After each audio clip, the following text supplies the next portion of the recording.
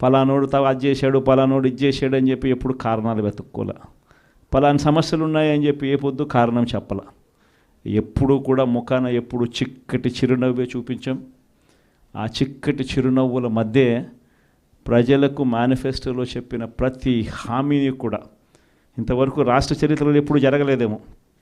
Budget కన్నా ముందే budget ప్రవేశపెట్టేటప్పుడే ఒక క్యాలెండర్ రిలీజ్ చేసి ఆ క్యాలెండర్లో ఇదిగో ఈ నెల ఈ పథకం ఇస్తాం, ఇదిగో ఈ నెల ఈ పథకం ఇస్తాం, ఇదిగో ఈ నెల ఈ పథకం ఇస్తామని చెప్పి పథకాలన్నీ సంవత్సరం పొడుగునా ఏ పథకం ఏ నెలలో ఇస్తామని చెప్పడమే కాకుండా ఆ నెలలో బటన్లు నొక్కి నేరుగా పథకాలు ఇచ్చిన పరిస్థితి బహుశా దేశ చరిత్రలో ఎప్పుడు జరిగింది.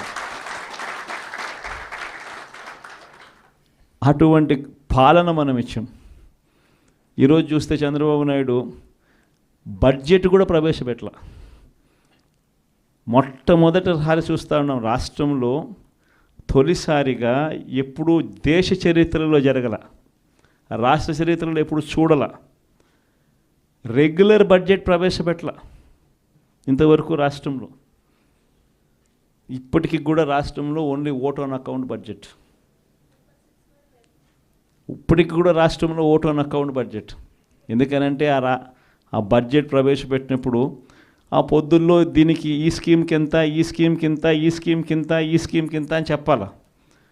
చంద్రబాబు నాయుడు అనే వ్యక్తి కన్నా ఈ స్కీమ్కి ఇంత, ఈ స్కీమ్కి ఇంత, ఈ స్కీమ్కి ఇంత అని కానీ చెప్పకపోతే ప్రజలు చంద్రబాబు నాయుడును కొడతారేమో తిడతారేమో అని భయపడి ఏకంగా బడ్జెటే చంద్రబాబు నాయుడు పెట్టని పరిస్థితి ఈరోజు రాష్ట్రంలో చూస్తూ ఉన్నాం.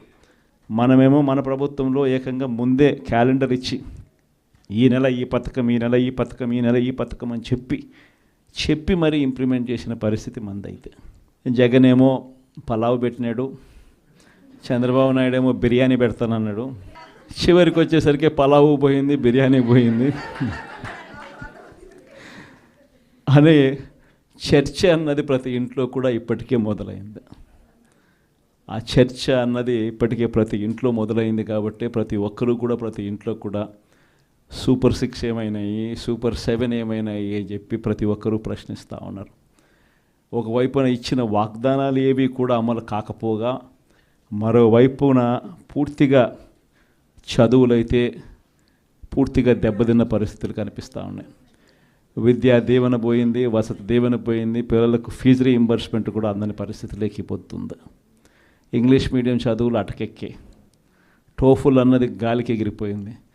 గోరుముద్ద అన్నది రోజుకొక మెనూతో పెట్టే పరిస్థితి నుంచి ఈరోజు అలాంటి గోరుముద్ద అనే కార్యక్రమం కూడా నీరుగార్చే పరిస్థితి లేకపోయింది. వైద్య రంగం తీసుకున్న అదే పరిస్థితి, ఆరోగ్య ఆసరా అటకెక్కింది.